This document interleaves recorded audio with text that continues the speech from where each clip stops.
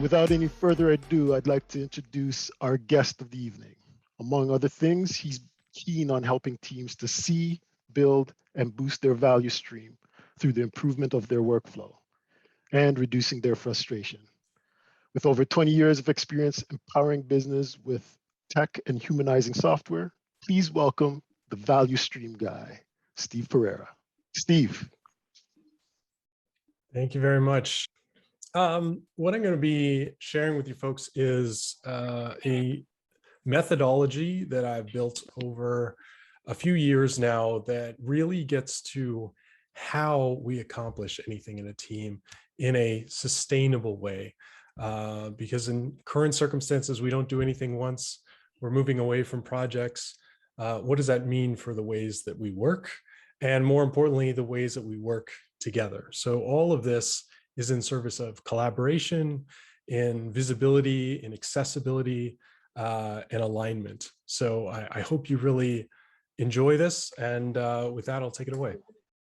So I've been in tech for about 21, 22 years now, all the way from tech support to CTO prior to founding Visible. And my career really has been focused on flow. When I looked back and at my time and thought about what should I do if I go out on my own, this concept of flow and figuring out how do we do anything that we want to do was the motivation behind starting my own company. And so all of that has gone into what I'm going to present to you today. So I'm going to frame this in the context of a pretty typical scenario where we have a number of improvement initiatives in a large organization, which leads to a humongous backlog of changes. And coming out of that, the need to go faster. So I think we've all felt the pressure, either currently or in the past, to do more with less, to go faster, to deliver, to get more feedback and satisfy our customers at increasing velocity. And the question is how? How do we do this? How do we do this without burning out? How do we do this with the resources, the people, the time that we have without working harder? How do we work smarter? And how do we do that together? So what I found, and I've heard a lot of research revealing this over the past couple of decades of transformation efforts failing, they fail because we lack clarity. We lack clarity and we lack an understanding of systems that deliver results. And so with that in mind, I'm proposing the method of collaborative mapping to address both of those challenges and give us something very easy and accessible, scalable, that's going to deliver results with surprisingly little investment and with a lot of flexibility. So one thing about clarity is that we're working in cross-functional teams. We're working with increasing levels of diversity in our organizations, which means we all have different perspectives. And that means that it's increasingly challenging to reconcile those perspectives into alignment, into convergence, so that we're working together and we have the same understanding. We're missing models to help us do that.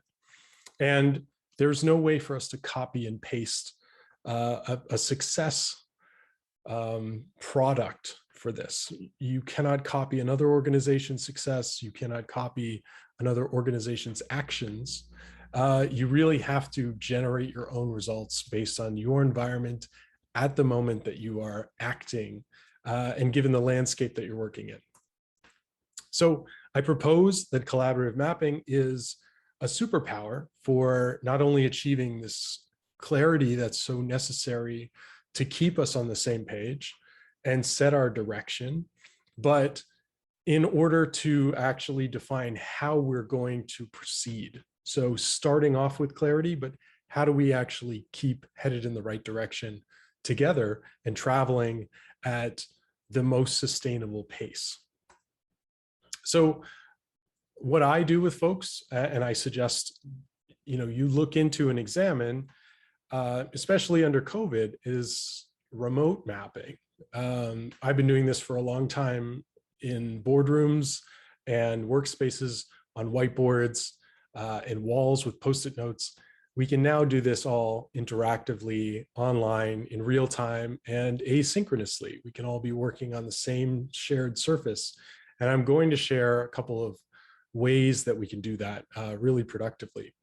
So the first thing that we get from this is engagement, right? We're having everybody contribute. And that's an incredible way to not only share context and boost a sense of team and collectivity out of this, we're also sharing ownership. So when you contribute to something, when you're building something, you get the IKEA effect out of it, right? You value the outcome more if you've contributed to creating it. And another thing is that doing this together builds alignment from the start. We have very productive conversations. This mapping framework actually drives extremely powerful conversations in a very non-confrontational and non-combative sense. We are having conversations about things that we never talk about.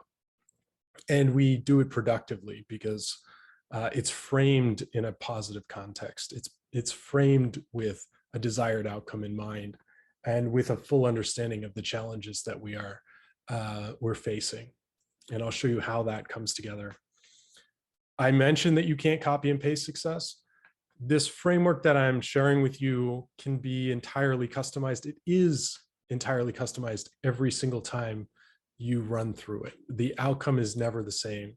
The product is never the same. You create something based on your context, your team, the individuals and perspectives that are present within each workshop.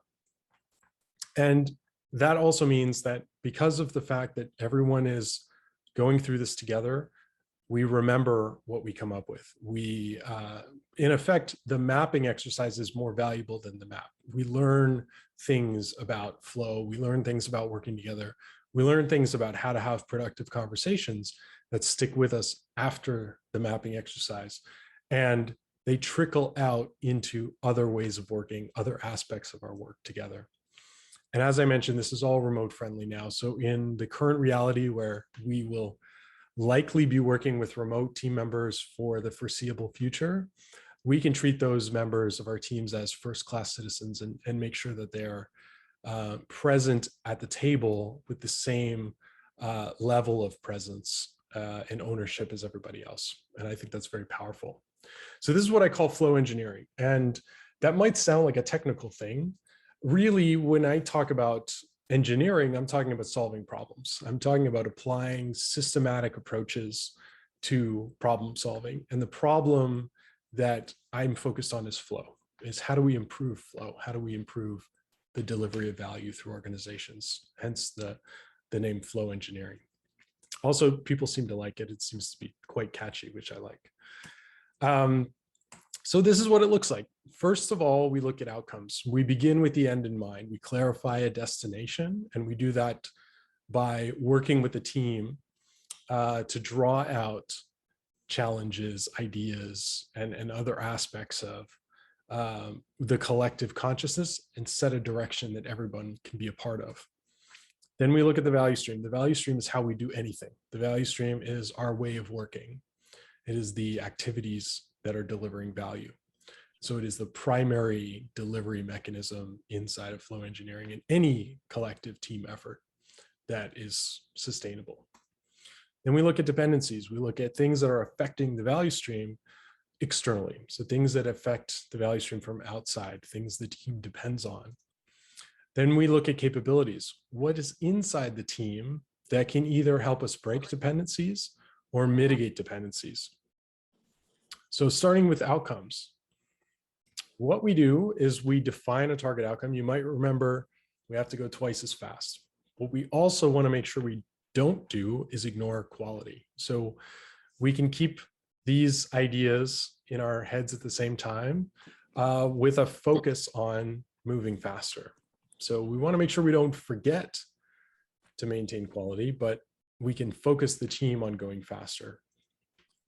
Then we look at whys. So the whys are the way that we anchor this in and make it this meaningful to the team. We also look at obstacles. What are the things that we're going to trip over if we head in the direction that we're going? We collect investigations. What can we learn about avoiding our obstacles, addressing our obstacles, or most productively driving towards the outcome? And finally, we define measures. How are we going to know that we're making progress? So we go from that to looking at the value stream. How are we going to deliver this outcome? What is the delivery mechanism that this outcome requires in order to achieve the objective? So looking at the value stream of this team that we're focused on, this is a zoomed in, simplified view just for illustration, but essentially the pieces of the value stream that we're concerned with, and the reason that we call this a value stream, is that it's a lean practice of measuring performance in a sequence of events. So we have this horizontal sequence of events. These things happen sequentially. We look at the timing of each of these things, and we also look at the delays, so the handoffs between each of these activities. And the measurement here is critically important, because the measurement defined by the team. So we're asking the team, how long does this usually take? And this is what we come up with. We don't need precision. We just need a focus point. And so we're able to get this focus point because usually what happens is we have a hotspot that stands out head and shoulders above every other focus that we could have in the value stream, which gives us one place out of all those different opinions, everyone's specific individual focus point. We come collectively to a single focus point, which means, like a laser, we're far more effective at addressing it specifically. So we found a hotspot here, for example, that takes up 45% of the total lead time, which means if we were to eliminate it entirely, we're almost at our goal of cutting lead time in half, going twice as fast effectively. So that's a pretty good start. What we want to do then is understand this bottleneck, this hotspot. And so environment setup, it turns out that environment setup isn't handled by my delivery team. It's handled by someone else. But instead of looking at all the dependencies that we could look at, having our hotspot means that we could ignore everything but what is primarily slowing us down, which means, again, we're more effective, we're clearer, we're getting that clarity, we're getting that alignment on a single target, or, you know, a very small list of targets that we can prioritize. So it could be that we work in parallel on a few things, but we have a very clear top priority, which is driving the most value should we address it. So we look at environment setup. We learn that environment setup is handled by the infrastructure team. And it turns out that the infrastructure team is responsible for a lot of things.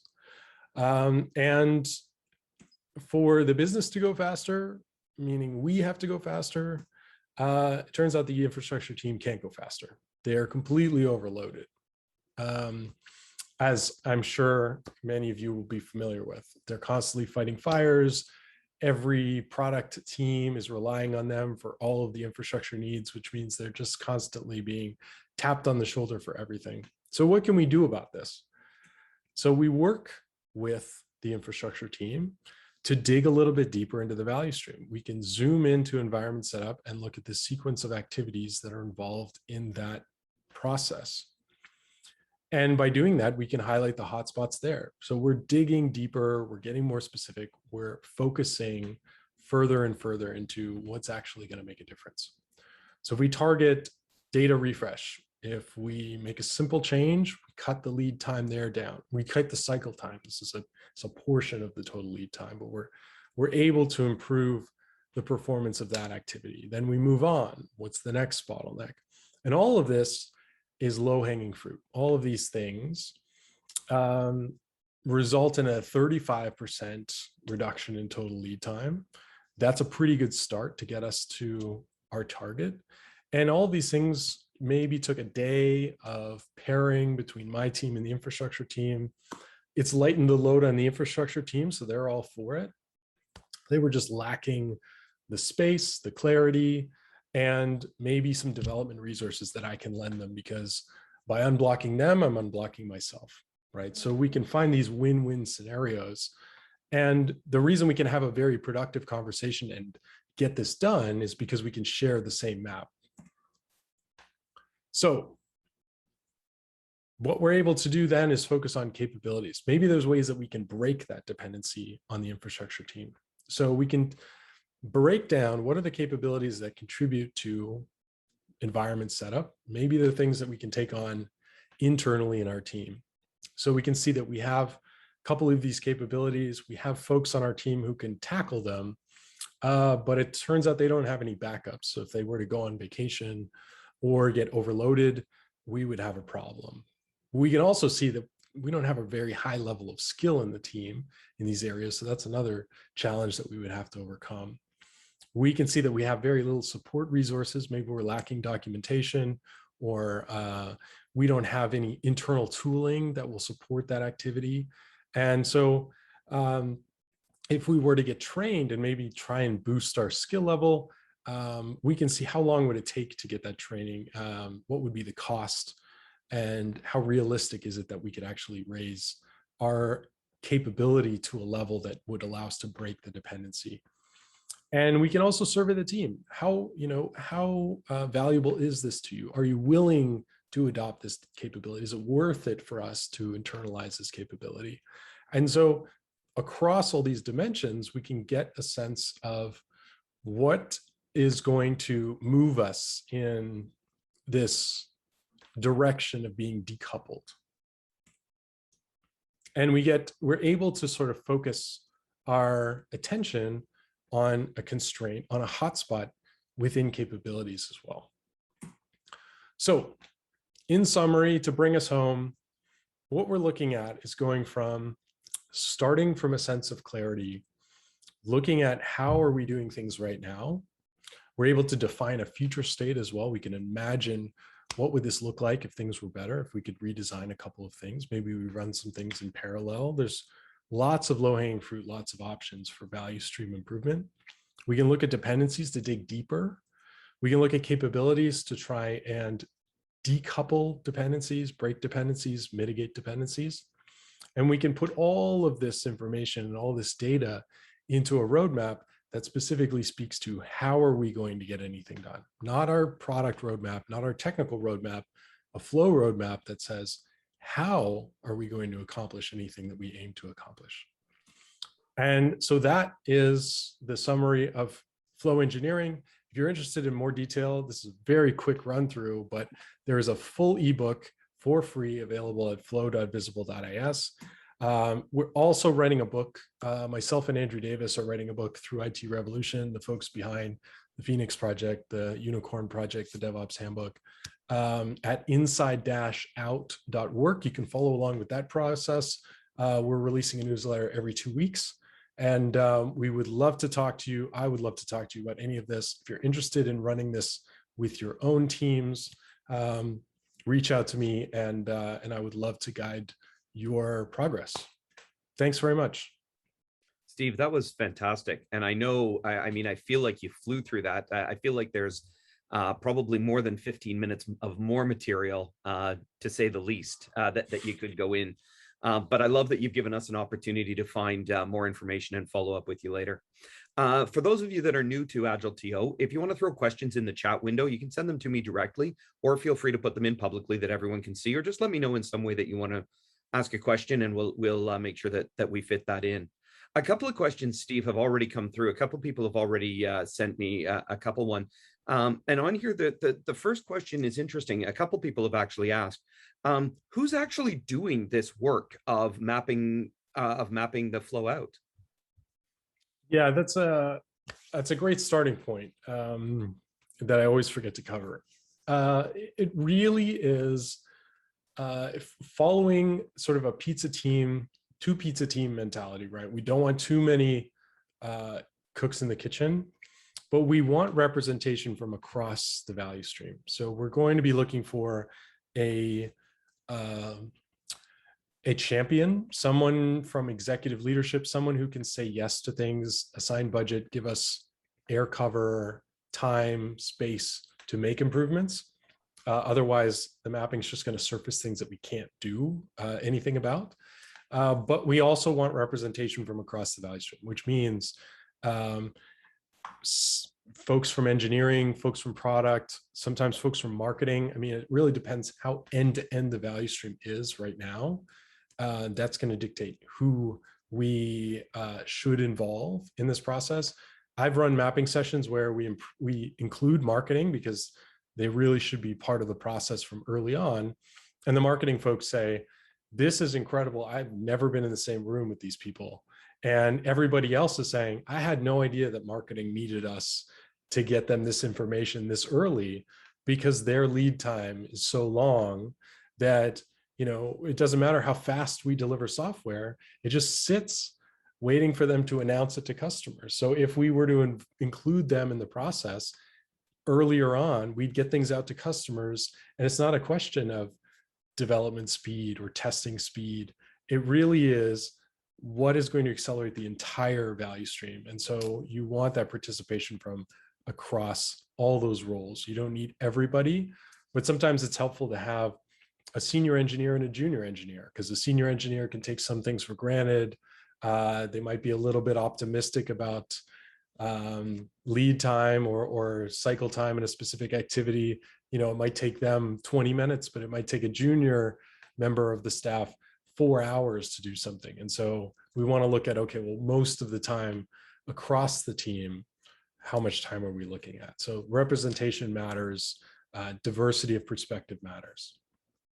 Cool. There's two questions kind of that piggyback on that answer, Steve. You kind of touched on it there.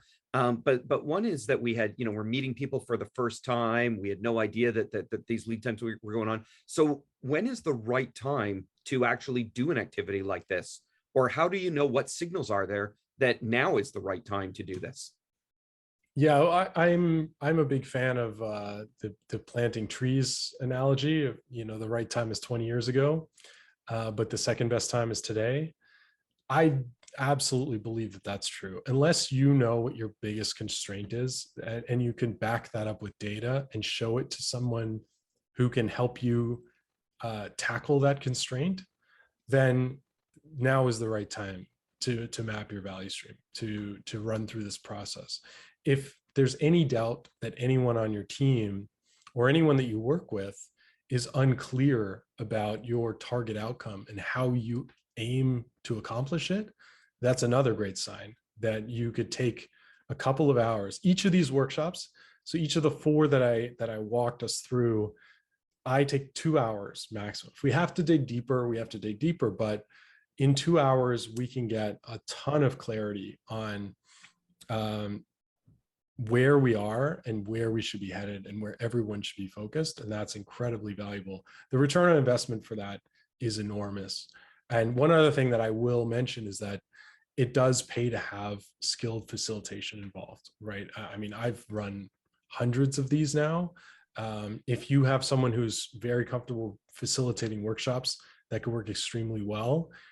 You need someone who can really drive through the agenda, separate the signal from the noise, filter out, you know, what timing makes sense, or spark some good discussions in the team, maybe nudge the team towards solutions that they wouldn't necessarily see because of experience in other organizations.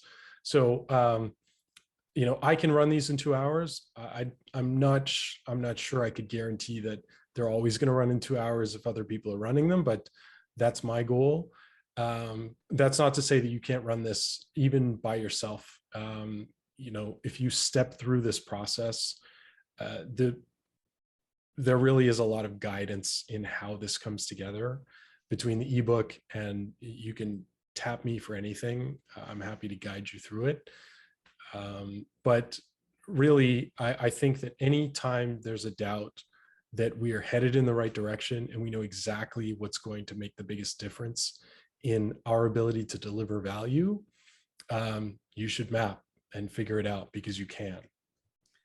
There's a couple of questions of similar themes coming through, so I'm going to kind of group 2 or 3 of these into one question, and a lot of it comes down to the resistance from the team and resistance from the business sometimes to even take 2, 3, half a day to do these types of things when we're under a time pressure. Steve, you know, this is great in theory, but we've got real work to deliver. Right. How do you address, or how do you balance the effort and the time required for this when there are these pressing timelines and this pressure that fingers on keyboards are what's needed to deliver? Well, I mean, that is always a challenge, right? I mean, with any improvement effort, the mindset of the leadership, the culture of the organization, the way people are incentivized is a challenge. You know, it's something that we can highlight as obstacles when we're doing outcome mapping, and we can devise strategies to mitigate those obstacles. But, you know, I'm not in the business of changing people's mindsets. I think that that is a long road, and it's different for every person, right? What's actually going to change the way that they see work and the way that they see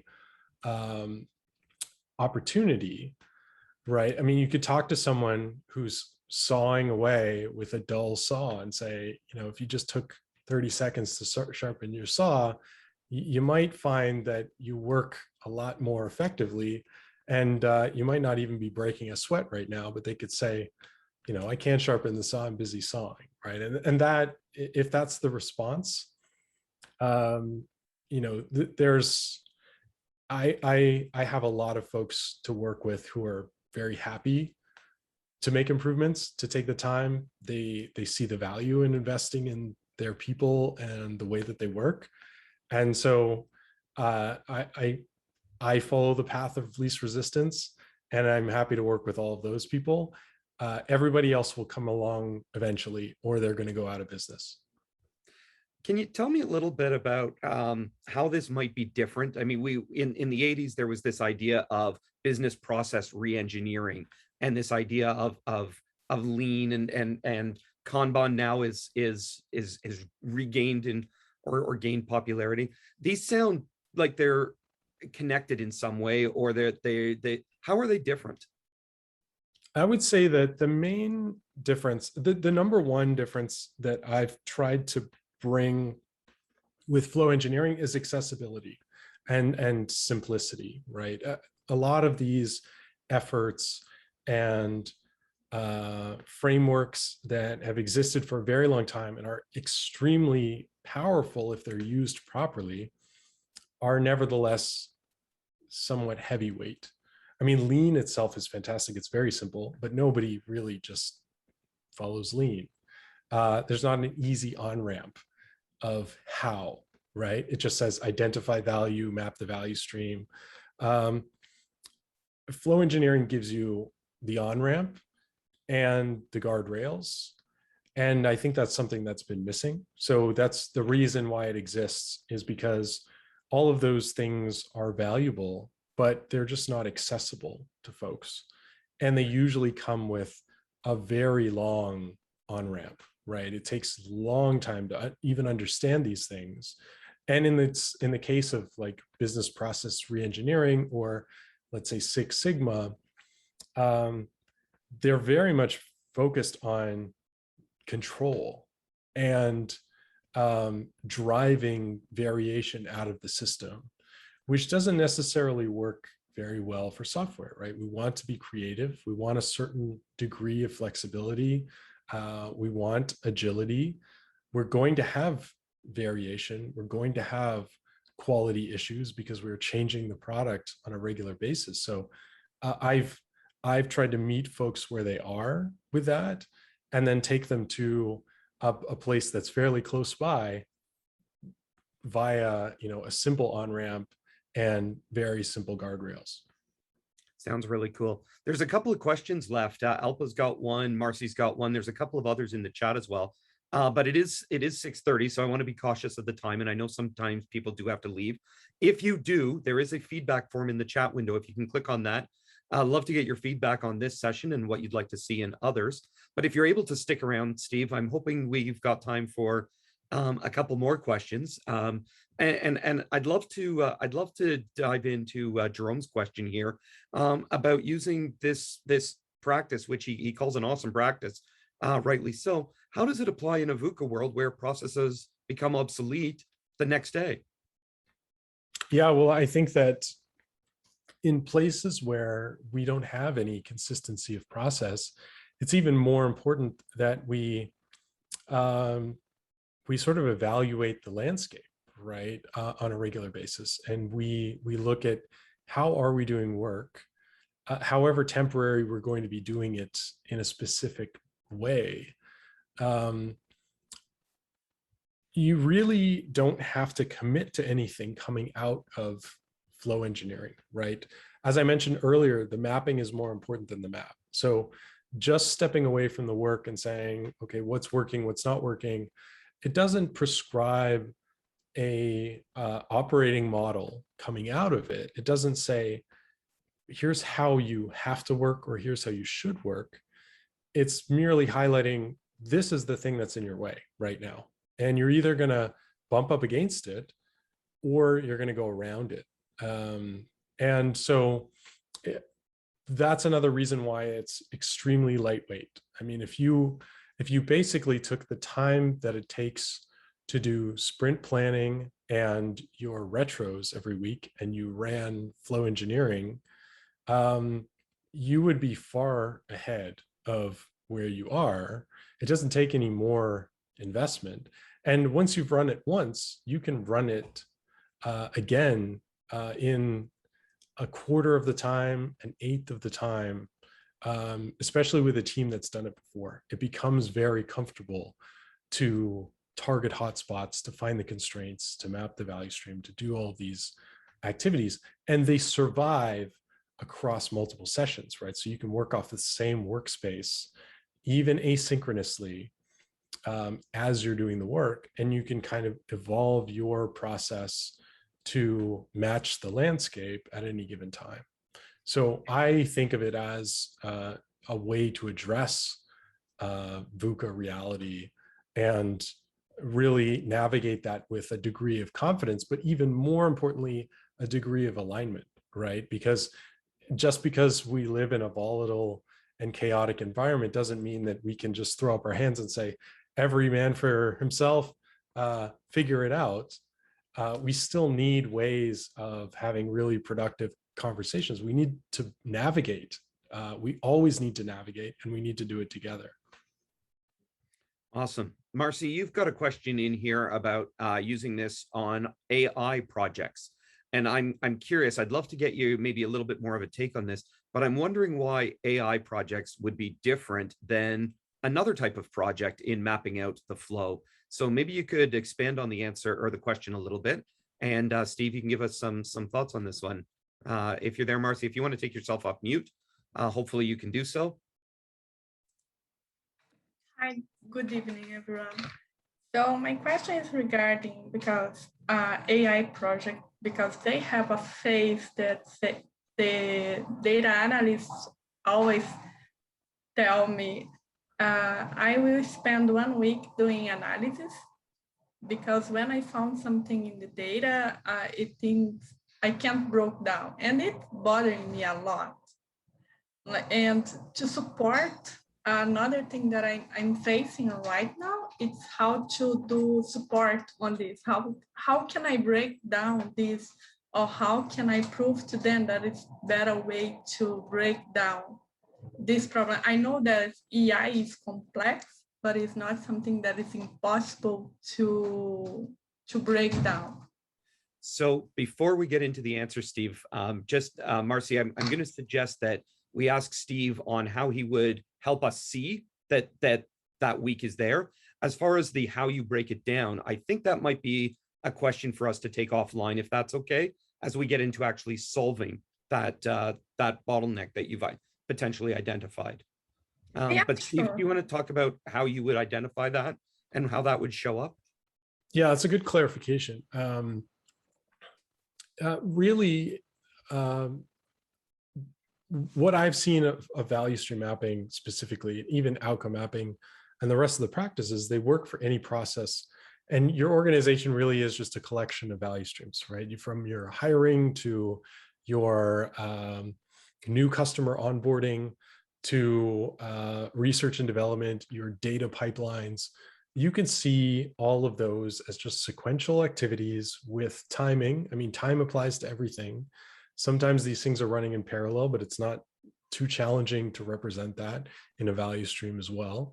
And so your organization is just this interconnected network of value streams, and you can dive in anywhere at a zoom level that accomplishes your goal, right? So you have diminishing returns from zooming too far out or too far in, but you do get used to what is the right focal length for drawing this value stream out, and then looking at what's going on and how long does it take us. We can also add a bunch of other dimensions. So I didn't get into it here, but you can look at things like tools involved in each activity. You can look at roles involved or specific individuals involved in each activity. You can look at quality. So, as data is passing through a pipeline, you can see, we start with high accuracy or we start with low accuracy, and we're able to boost the accuracy. And so it would work for something. It works for CI/CD pipelines. It works for data pipelines. But I think, to speak directly to the example of data science, I think we went through a dark age. We're probably in a dark ages right now where everyone got really excited about AI and data science. And then the approach was basically that there's a bunch of nerds we're going to go put in a corner and get them to create magic for us. And that's going to be completely opaque.